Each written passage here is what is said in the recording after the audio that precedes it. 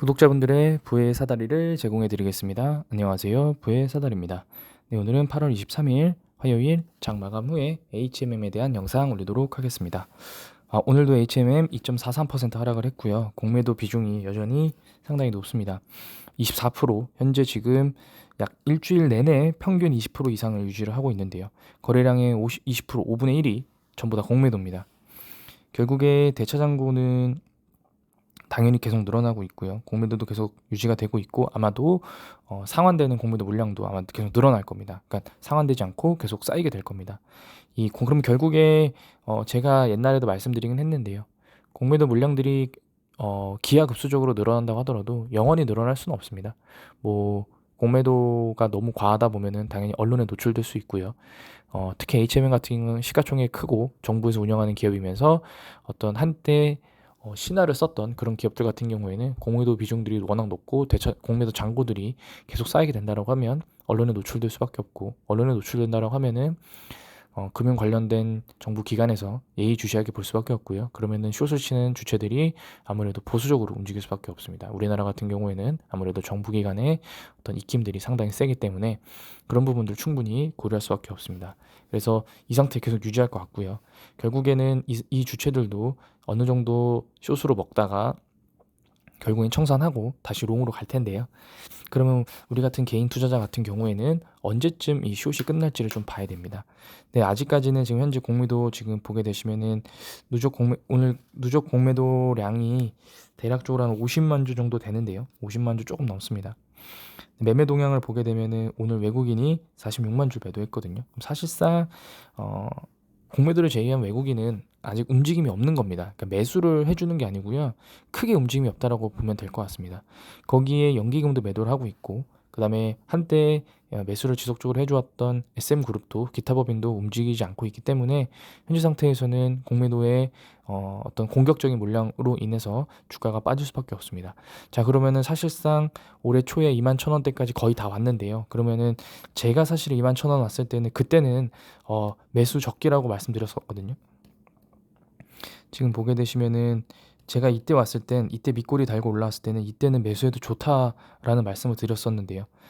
아마 이쯤 말씀드렸던 것 같아요. 1월 25일이나 아니면 1월 26일쯤 이쯤 매수하셨으면 좋을 것 같습니다라고 했는데 이틀 더 빠지고 반등을 해왔는데요. 지금은 매수해도 좋은 시기냐라고 다시 한번 물어보시면 지금은 좋은 시기라고는 아니라고 말씀드릴 것 같아요. 일본 기준 훨씬 하회하고 있었으나, 그리고 지금 스토캐스틱 슬로우나 RSI도 하락을 하고 있으나, 지금 보게 되시면은 이 MACD 오실레이터도 뭐 여러 가지 뭐 조건을 섞어서 하는 게 있지만 결국에는 이 등락이 있잖아요. 지금 이 상승과 하락의 폭이 있는데요. 상승했다 하락했다 상승했다 하락했다 이런 것들이 있는데요. 결국에는 이 반전이 중요합니다. 하락을 하더라도 하락하고 상승 반전을 하는 시점, 스토캐스틱 슬로우 RSI가 바닥인 시점이면서 MACD 오실레이터가 반등하는 시점이면은 이 세 가지가 삼위일체라고 되면은 매수해도 좋은데요. 지금 보게 되시면은 MACD 오실레이터를 보면 이제 떨어지고 있어요. 그러니까 결국에 추가적인 하락이 더 나올 수 있다라는 거죠. 지금 이거 보게 되시면 이 구간에는 주가가 옆으로 기지만 여기서 이쯤부터, 이쯤부터 6월 23일, 24일부터 MACD 오실레이터가 이 최하점을 찍고 반등을 하려고 합니다. 그러면은 제가 요 하나만 보면 안 되는 이유는, 지금 여기서 샀으면은 예를 들어 여기서 샀다라고 치면 결국에 여기서 손절각이 나갈 수도 있어요. 물론 여기에서 다시 살 수 있겠지만 시간을 짧게 본다라면 오히려 더 손해를 볼 수가 있죠. 그래서 이 세 가지 항목을 또 보고 추가적으로 공매도와 그다음에 외국인 그리고 기관 투자자의 매매 방향을 같이 봐야 되기 때문에 주식이 정말 어렵습니다. 거래량 지표를 하나만 보고도 매매를 한다라는 사람들이 정말 많잖아요. 블로그나 어떤 그런 카페 홍보를 보면. 근데 그거는 사실 말이 안 되고요. 뭐 예를 들어서 어떤 사람들은 볼린저 밴드 하단에서 사서 상단에 판다. 근데 그런 것들도 끼워 맞추기예요. 어떤 것들은 하단 찍고 뭐 다양한 이슈로 인해서 상단까지 올라갔다 다시 꺾이는 경우가 있겠죠. 근데 지금 보게 되시면은 그러면은 이것도 HMM도 결국에는 1월 28일 하단에서 사서 이때 3월에 팔고 또 하단이 왔던 4월 7일에 와서 4월 7일에 뭐 25,800원에 사서 상단이었던 28,000원에 또 팔고, 그다음에 또 하단이었던 이러면 이제 이런 하단은 하단이라고 보지 않죠. 라인타운 내려가잖아. 완전히 하단 찍었던 이때 사서 이때 팔면 되는 거 아니야? 그럼 벌써 HMM을 약 7, 8개월 동안 들고 있으면서 샀다 팔았다. 그다음에 샀다 팔았다 2번, 샀다 팔았다 3번. 3번을 발라먹을 수 있네. 왜 뭐 바보같이 멍하니 들고만 있어? 라는 내용을 분명히 설명할 거거든요. 그러니까 그런 것들은 결과론적이에요. 그래서 지금 상황에서는 그렇게 하나만 지표를 봐서는 안 되고요. RSI와 스토캐스틱 슬로우, MACD 오실레이터, 거래량 지표들을 3개를 합쳐도 이때 샀으면은 손절 나갔습니다. 그렇기 때문에 지금 상태에서는 그러니까 이렇게 지표가 바닥 시그널이라는 걸 알려주면서 매수를 해도 수익이 나기가 어려운 현재 시장입니다. 그렇기 때문에 지금 상태에서는 매매 동향까지, 그리고 공매도 물량, 대차장구 물량들까지, 그리고 어떤 국제 시장의 시황까지 6, 7가지의 종합적인 내용들을 보면서 매매를 하셔야 돼요. 그렇기 때문에 지금 상태에서는 절대로 어떤 한 가지의 지표들만 보시면서 매매를 하시면 좀 큰일이 납니다. 그렇기 때문에 꼭 제가 이런 말씀을 드리고 싶었고요. 추가적으로 또 하나를 설명드리자라고 하면, 일단은 주봉으로 한번 또 볼게요. 주봉으로 보게 되시면은 제가 그때 어제도 말씀드렸던 것 같은데, 주봉 기준으로는 21,100원, 29,000원까지 하단선에 있습니다. 차라리 금주의 하락이 마감 치려고 하면은 사실 이 주봉 볼벤 하단을 돌파를 해야 되는데요. 현재 상태에서는 사실은 하단 돌파할 가능성보단 다음 주에 하단을 좀 깰 가능성이 있습니다. 만약에 하단을 돌파한다고 하더라도 살짝 밑꼬리를 달고 올라와서 21,000원대로 마감할 것 같거든요. 그러면 다음 주 추가 하락 100% 나옵니다.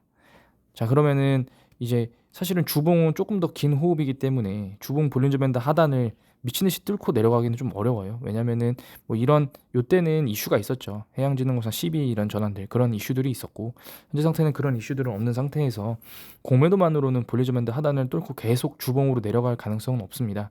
뭐 조금씩 좀 두려워들 하시는 것 같은데요. 결국에 뭐 냉정히 말하면은 코로나 때 2,000원짜리가 현재도 지금 아직 10배 상승되어 있는 상태지만 실제로는 고점에서 보는 게 맞겠죠. 지금 상태에서 주봉으로는 이게 아마 제가 21,000원대도 말씀드렸던 것 같은데요. 결국에 이 20,000원대를 지지를 하지 못한다라고 하면은 18,000원. 그러니까 이게 아마 제가 한번 시기열을 넓게 퍼뜨려서 보자, 결국에 지지할 수 있는 라인이 어디냐라는 설명을 한번 했던 것 같은데요. 지금 결국에는 요 라인을 지지하지 못하면 그 다음 라인은 여기다. 그럼 이게 한 16,000원 정도다. 그러니까 이게 그때도 말씀드렸지만 20,000원대를 지지하지 못하면 16,000원을 간다는 게 아니라요.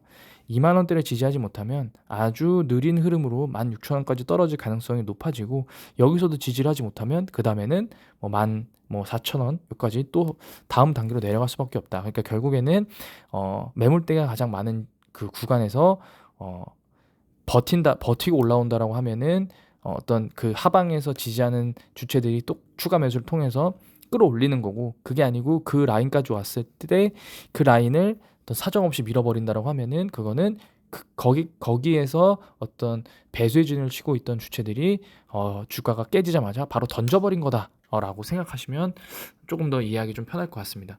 일단은 그래서 뭐 여러 가지 시황들이 있고, 어제 같은 짐은 또 상승을 많이 했더라고요. 그래서 뭐 좀 기대하셨던 분들도 계실 수 있으실 것 같은데, 오늘 새벽에 또 뉴스가 하나 있었네요. 뭐 공공이 해운 사업을 계속할 수 없다. HM은 유연하게 민영화를 하겠다. 똑같은 내용일 것 같긴 한데, 그 매수자가 찾기 쉽지 않은 것이라는 우려는 충분히 나올 수 있다. 당연한 내용이죠. 그래서 지금 사실은 뭐 이런 내용들은 조금 답답하긴 하나, 결국에 뭐 결론은 정부가 계속적으로 해온 사업을 하기에는 무리가 있고, 그렇기 때문에 매각을 할 거다. 근데 매각 대상자를 찾아야 되는데 대상자는 찾기 어려워. 그건 우리도 알아. 그렇지만 팔아야 돼. 원론적인 내용들만 계속 얘기를 하는 거예요. 그러니까 뭐 예를 들어서 이런 겁니다. 뭐 좋은 활황기에 고용을 많이 했어요. IT 기업 개발자들이. 근데 이제 시장이 좀 꺾이니까 개발자들이 필요 없어요. 그럼 이런 내용이에요. 기업 입장에선 개발자들이 이제 더 이상 필요 없어서 해고를 시켜야 되는 거 압니다. 근데 어떤 노동법이나 그런 뭐 근로기준법 뭐 이런 여러 가지 어떤 법률에 의해서 국내의 어떤 고용 노동 시장에서는 아무런 이유 없이 손쉽게 해고할 수 없어요. 그건 알아요. 해고를 손쉽게 할 수는 없어요. 근데 해고는 해야 돼요. 왜냐면은 비용이 많이 드니까. 똑같은 거거든요. 자, 써볼게요. 한번 보세요. 정부가 운영할 수 없다. 이 내용은 그리고 이 내용은 이제 기업이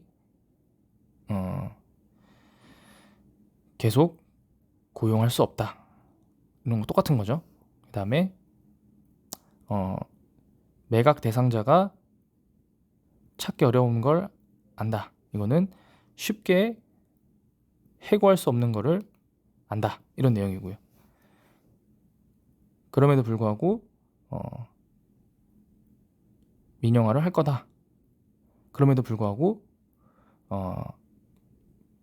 IT 개발자들을 해고시킬 거다.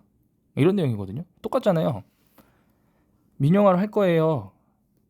IT 개발자 지금 현재 상황에서 우리 IT 개발자 더 많아서 필요 없으니까 해고시켜서 비용을 아낄 거예요. 왜냐면은 정부가 계속 운영할 수 없어요. 왜냐면은 기업이 지금 현재 시장이 안 좋아서 계속 고용을 해서 이 인건비를 부담할 수 없어요. 물론 정부가 이 민영화를 하기 위한 이 대상자를 찾기가 어려워요. 물론 이 개발자를 해고를 해야 되는데 쉽게 해고할 수 있는 상황이 안 되는 걸 알아요. 이게 같은 내용이잖아요. 그럼 결국에 돌고 도는 거죠. 뭐 그냥 계속 가는 거예요. 그래서 정부 입장에서는 단계적 매각을 추진하겠다, 환경을 마련하겠다. 그러면은 이러겠죠. 이 기업들도 그러면은 개발자들을 대체할 수 있는 개발자들을 다른 데로 보낼 수 있는 그런 환경을 마련해 주겠습니다. 어떻게 마련할까요? 그리고 HMM이 매각을 한다고 하더라도 만약에 그 기존 근로자들의 어떤 고용 형태나 임금이나 이런 부분들도 협상이 돼야 되기 때문에 그런 부분들도 상당히 어려운 부분에 있습니다. 그래서 지금 상태에서는 이 HMM이 어떤 이 매각을 즉시 실행한다 라는 내용들이라고 계속 나오고 있는데 그런 내용들은 조금 아니라고 보고요. 이 해수부 장관의 이런 코멘트 때문에 계속적으로 공매도 나오고 있지만 결국에는 이 공매도는 언젠간 해결이 될 거고요. 하지만 지금 상황에서는 손쉽게 가격이 바닥을 치고 반등이 나올 수 있다라고는 설명드리기가 좀 어려울 것 같습니다. 오히려 올해 1월에 21,000원대보다 지금 상황이 더 안 좋기 때문에 신규 매수를 하실 생각을 갖고 계신 분들은 조금만 더 기다려 주시면 좋을 것 같습니다. 네, 오늘 영상은 여기서 마치도록 하겠습니다. 시청해 주셔서 감사합니다.